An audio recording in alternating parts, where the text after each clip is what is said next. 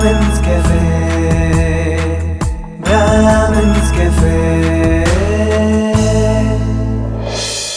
ಹೋಗಿ fresh up ಆಗಿ ಬನ್ನಿ. ಸುಕನ್ಯಾ ಅತ್ತೆ ಅಡುಗೆ ಮಾಡಿದ್ದಾರೆ, ಅದನ್ನು ತಗೊಂಡೋಗಿ ಅಮ್ಮ ಕೊಟ್ಬಿಟ್ಟು ಬನ್ನಿ.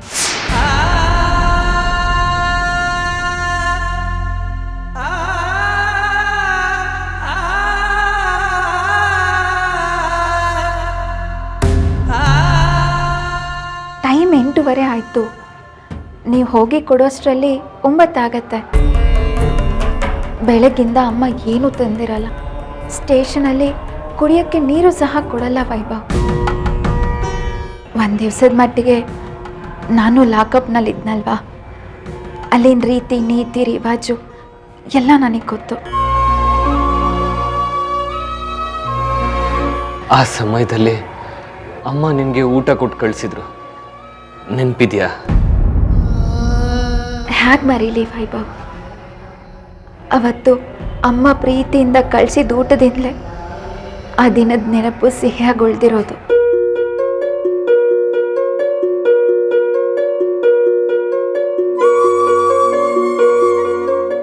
ಮತ್ತೇನು ಯೋಚನೆ ಮಾಡ್ತಿದ್ದೀರಾ? ಅಮ್ಮ ನಿನ್ನನ್ನು ಅಷ್ಟು ದ್ವೇಷ ಮಾಡಿದ್ರು, ಅವ್ರ ಮೇಲಿರೋ ಪ್ರೀತಿ ಗೌರವ ಒಂದು ಎಳ್ಳಷ್ಟು ನಿನಗೆ ಕಡಿಮೆ ಆಗಲಿಲ್ವಲ್ಲ? ಅರೆ, ಕಡಿಮೆ ಆಗೋಕ್ಕೆ ಹೆಚ್ಚಾಗಕ್ಕೆ ಅದೇನು ಶೇರ್ ಮಾರ್ಕೆಟಾ ವೈಭವ್? ಅವ್ರಿಗೆ ಮೊದಲಿದ್ದ ಪ್ರೀತಿ ನನ್ನ ಮೇಲೆ ಹಾಗೇ ಇದೆ. ಅದಕ್ಕೆ ನಮ್ಮಿಬ್ಬರನ್ನೂ ದೂರ ಮಾಡದೆ ಒಟ್ಟಾಗಿರೋದಕ್ಕೆ ಅವಕಾಶ ಮಾಡಿಕೊಟ್ಟಿರೋದು. ಆದರೆ ಕಾಣದ ಕೈಗಳು ಅವ್ರ ಕಣ್ಣು ಬಾಯಿ ಕಟ್ಟಾಕ್ಸಿದೆ. ಅದಕ್ಕೆ ಅವ್ರಿಗೆ ಸತ್ಯ ಮಿಥ್ಯ ಏನು ಅಂತ ಗೊತ್ತಾಗ್ತಿಲ್ಲ. ಅವರು ಸರಿಯಾಗಿ ಕಣ್ ತೆರೆದು ನೋಡೋವರೆಗೂ ನಾವು ತಾಳ್ಮೆ ಕಳ್ಕೋಬಾರ್ದು ಅಷ್ಟೆ.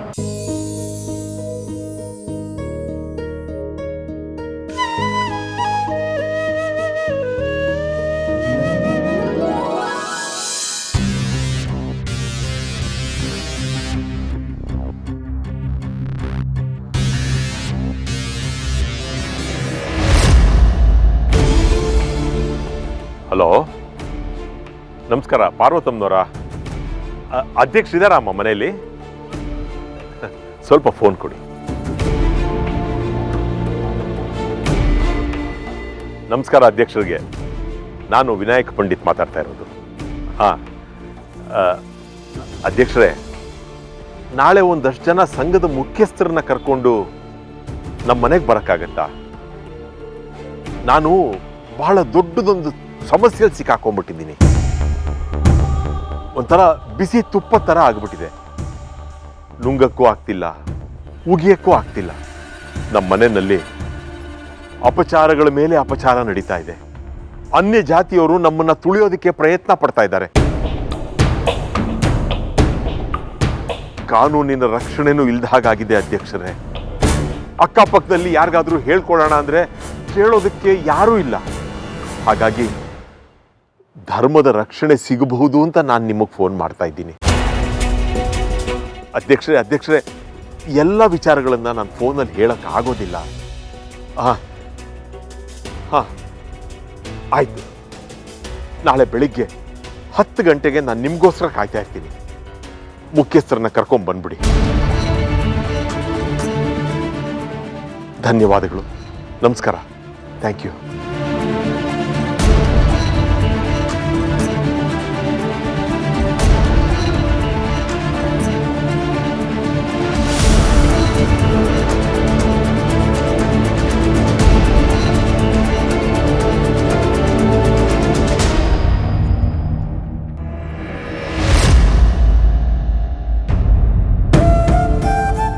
ಏನ್ ನಡೀತಾ ಇದ್ದಾರೆ ಈ ಮನೆಯಲ್ಲಿ? ನಾವು ಕಲ್ಪನೆ ಕೂಡ ಮಾಡ್ಕೊಳಕ್ ಆಗದೆ ಇರುವಂತ ಘಟನೆಗಳು ಮೇಲಿಂದ ಮೇಲೆ ನಡೆದು ನಮ್ ಕನ್ನಡ ಜೀವನ ಹಿಂದೆ ಹಿಪ್ಪೆ ಮಾಡ್ತಿದ್ಯಲ್ರಿ. ಇದ್ರ ಬದಲು ಅವಳು ಮದುವೆನೇ ಆಗದೆ ಜೀವನ ಪೂರ್ತಿ ವೈಭವ್ ನೆನಪಲ್ಲೇ ಇದ್ದಿದ್ರು ನಮಗಿಷ್ಟೊಂದು ನೋವಾಗ್ತಿಲ್ವಲ್ರಿ?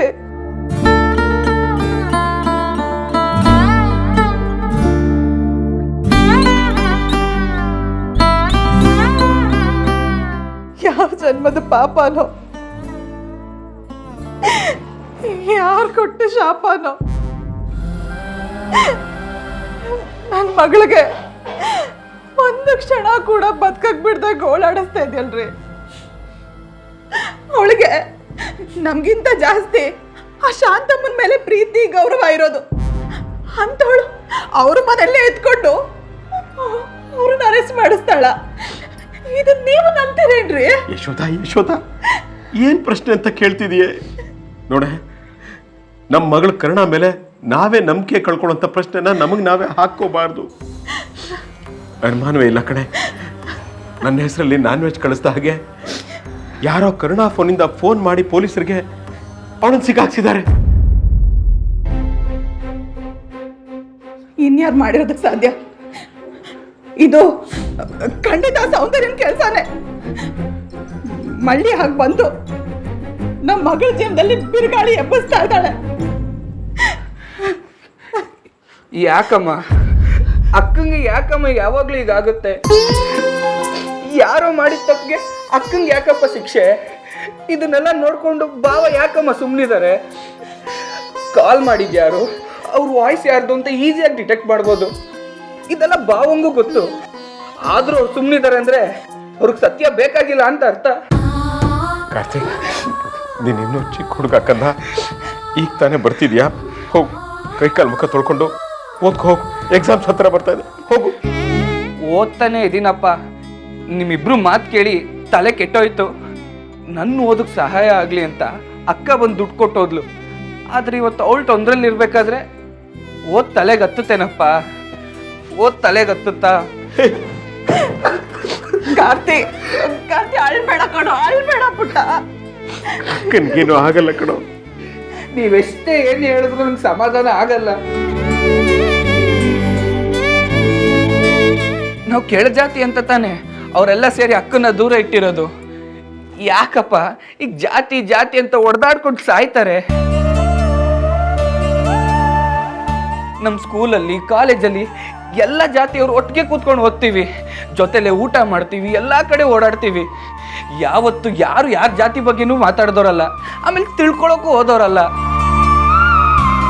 ಹೋದ ವರ್ಷ ನನ್ನ ಫ್ರೆಂಡ್ಗೆ ಆಕ್ಸಿಡೆಂಟ್ ಆಗಿದ್ದಾಗ ನಾವೆಲ್ಲ ಸೇರಿ ಬ್ಲಡ್ ಕೊಟ್ವಿ. ಅವಾಗ ನೀನು ಯಾವ ಜಾತಿ ಅಂತ ಕೇಳಲಿಲ್ಲ ಅಪ್ಪ.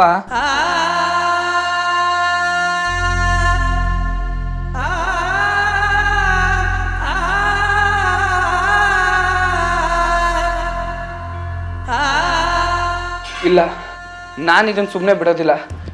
ನಾಳೆನೆ ಅಕ್ಕನ ಮನೆಗೆ ಹೋಗಿ ಯಾಕೆ ಈಗ ಮಾಡ್ತಿದ್ದೀರಾ ಅಂತ ಬಾವನ್ ಕೇಳ್ತೀನಿ. ಕಾರ್ತಿಕ್, ಅಯೋಗ್ಯನ್ ತಂದು ಎಷ್ಟುದ್ದ ಇದೆಯಾ? ಎಷ್ಟು ಮಾತಾಡ್ತೀಯಾ? ನ್ಯಾಯ ನೀತಿ ಪ್ರಶ್ನೆ ಮಾಡೋದಕ್ಕೆ ಇಷ್ಟೇ ಉದ್ದ ಇರಬೇಕು ಅಂತ ರೂಲ್ಸ್ ಅಲ್ಲಿ ಇಲ್ಲ. ಕಾರ್ತಿಕ್, ನೋಡ್ರಿ ಅವನನ್ನ ಹೇಗ್ ಮಾತಾಡ್ ಹೋಗ್ತಿದ್ದಾನೆ ಅಂತ. ಬಿಸಿ ರಕ್ತ ಕಡೆ ಅವ್ರ ಅಕ್ಕನಿಗೆ ಹೀಗಾಯ್ತಲ್ಲ ಅನ್ನೋ ಕೋಪದಲ್ಲಿ ಮಾತಾಡ್ತಿದ್ದಾನಷ್ಟೇ. ನೀನು ಸಮಾಧಾನವಾಗಿರೆ, ನೀನು ಸಮಾಧಾನವಾಗಿರು.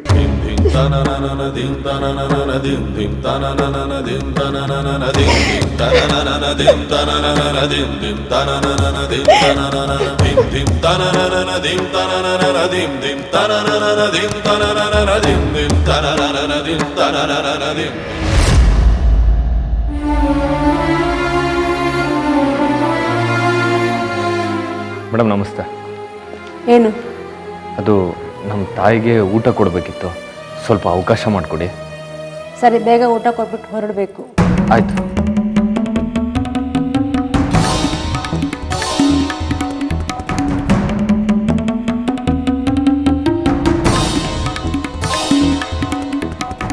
ಅಮ್ಮ,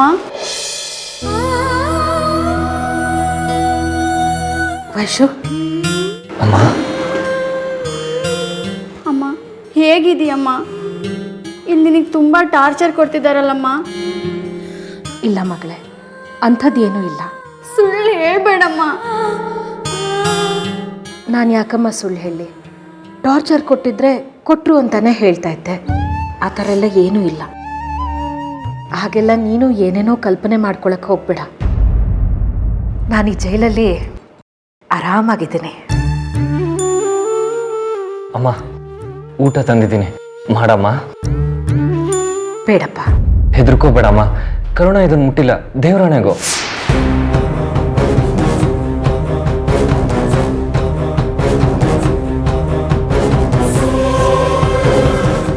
ಸುಕನ್ಯಾ ಅತ್ತೆ ಮಾಡಿ ಕಳಿಸಿದ್ದಮ್ಮ.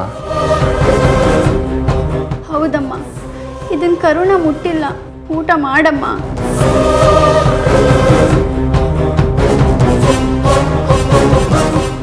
ಅಮ್ಮ, ಅಲ್ಲಿ ಅಪ್ಪ ಕೂಡ ನಿನ್ ಚಿಂತೆಲೆ ಊಟ ತಿಂಡಿ ಎಲ್ಲ ಬಿಟ್ಟು ಕೂತಿದ್ದಾರೆ. ಒಂದು 2 ತುತ್ತು ತಿಂದರೆ ಅವ್ರಿಗೂ ಸಮಾಧಾನ ಆಗುತ್ತೆ ಅಲ್ವಾ? ಹೌದಮ್ಮ, ಪ್ಲೀಸ್ ಊಟ ಮಾಡಮ್ಮ. ದಯವಿಟ್ಟು ಮಾಡಮ್ಮ, ಹಠ ಮಾಡಬೇಡ.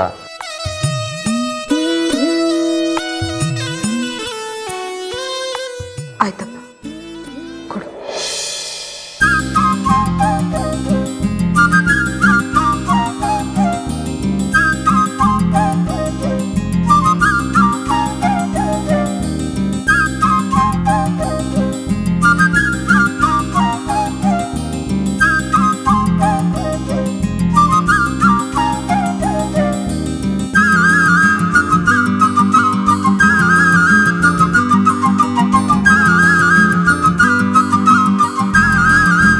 ಅಮ್ಮ, ಕರುಣ ಲಾಕಪ್ಪಲ್ಲಿದ್ದಾಗ ನೀನು ನನ್ನ ಕೈಯಲ್ಲಿ ಊಟ ಕೊಟ್ಟು ಕಳಿಸಿದ್ದಲ್ಲ, ಇದೇ ಥರ ಅವಳದನ್ನು ಮರ್ತಿಲ್ಲ ಅಮ್ಮ.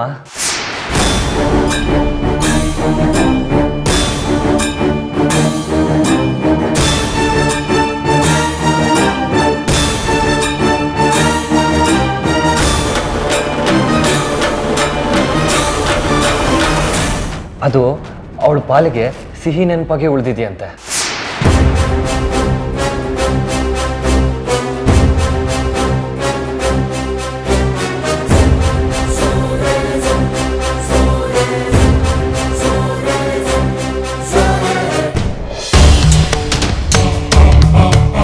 ಅವಳ ನೆನಪಿನ ಶಕ್ತಿ ತುಂಬ ಚೆನ್ನಾಗಿದೆ.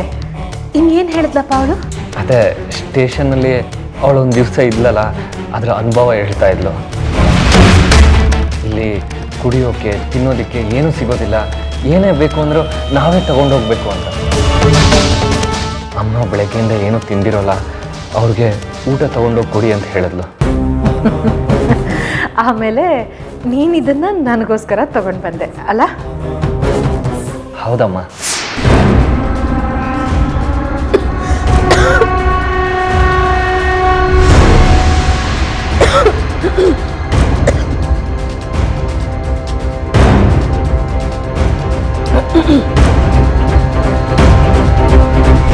ತಗೋಪ್ಪ. ಯಾಕಮ್ಮ 2 ತುತ್ತು ತಿಂದಿಲ್ಲ, ಇನ್ನೊಂದು ಸ್ವಲ್ಪ ತಿನ್ನಮ್ಮ. ಪೂರ್ತಿ ಹೊಟ್ಟೆ ತುಂಬೋಯ್ತಪ್ಪ. ಇದರಲ್ಲಿ ಏನು ಕಡಿಮೆ ಪ್ರೀತಿನ ನೀನು ತುಂಬಿಸ್ಕೊಂಡು ತಂದಿರೋದು? ಅಲ್ಲಮ್ಮ, ಅದು ತಗೊಂಡು ಹೋಗು ಇದನ್ನ.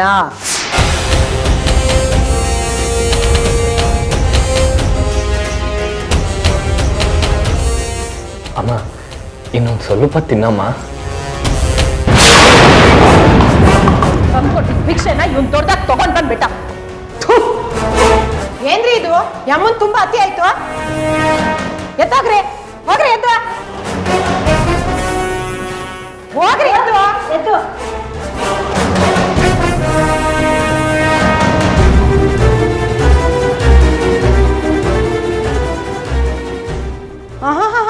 ನೋಡೋದ್ ನೋಡಿ ಹೆಂಗ್ ನೋಡ್ತಿದ್ದಾಳೆ. ಕಂಬ್ಲಿ, ಹೋಗು ಪರ್ಕೆ ತಗೊಂಬ.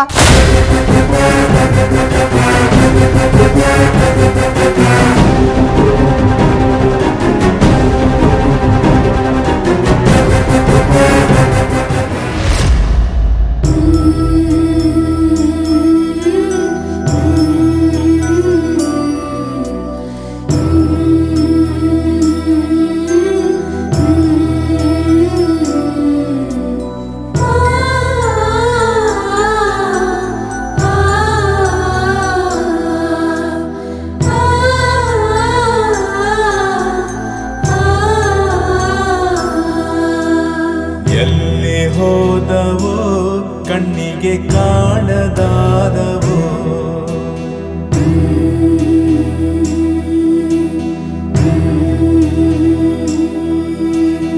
ಎಲ್ಲಿ ಹೋದವೋ ಕಣ್ಣಿಗೆ ಕಾಣದಾದವೋ ಎಲ್ಲಿ ಹೋದವೋ.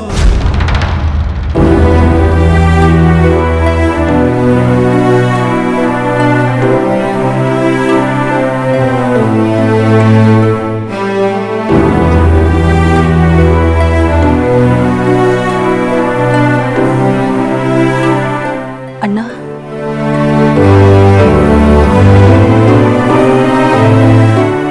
ಶಾಂತಾಗೆ ವೈಭವ್ ಊಟ ತಗೊಂಡೋಗಿದ್ದಾನೆ. ನೀನು ಬಂದರೆ ನಿನಗೂ ಬಡಿಸ್ತೀನಿ.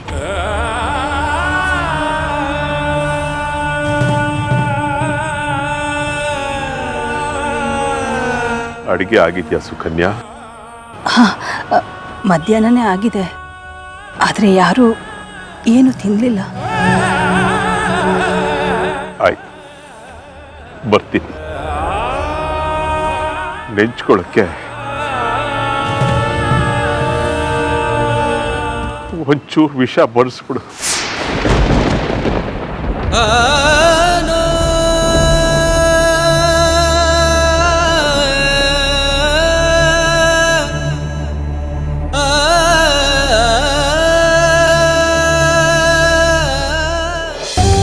ಸುಕನ್ಯಾ, ಮನುಷ್ಯನಿಗೆ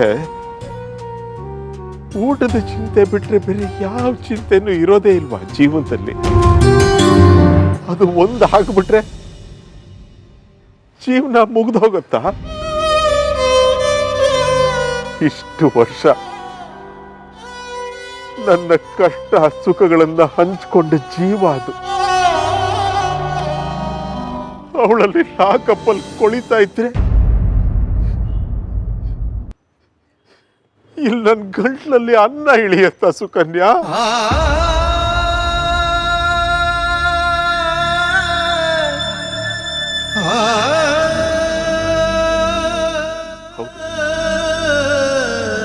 ನನಗೂ ಹಸುವಿತ್ತು. ಒಂದಾನೊಂದು ಕಾಲದಲ್ಲಿ ನನಗೆ ರಣ ಹಸಿವಿತ್ತು. ನಮ್ಮ ಶಾಸ್ತ್ರ, ಸಂಪ್ರದಾಯ, ಆಚಾರ, ವಿಚಾರ, ಪರಂಪರೆ ಇವೆಲ್ಲವನ್ನ ತಿಳ್ಕೋಬೇಕು ಅನ್ನೋ ಹಸಿವಿತ್ತು. ಆದ್ರೆ ಈ ಕರ್ಣ ಎಲ್ಲ ಕಿತ್ಕೊಂಡ್ಬಿಟ್ಲು. ನಾವು, ನಮ್ಮವರು, ನಮ್ಮ ಜನ ಅನ್ನೋ ಹಸಿವಿತ್ತು. ಅದನ್ನು ನಿರ್ದಾಕ್ಷಿಣ್ಯವಾಗಿ ಕಿತ್ಕೊಂಡ್ಬಿಟ್ಲು. ನಮ್ಮ ಕುಟುಂಬ, ನಮ್ಮ ಪ್ರತಿಷ್ಠೆ ಇವೆಲ್ಲವನ್ನ ಉಳಿಸ್ಕೊಂಡು ಬೆಳೆಸ್ಕೊಂಡು ಹೋಗ್ಬೇಕು ಅನ್ನೋ ಹಸಿವಿತ್ತು.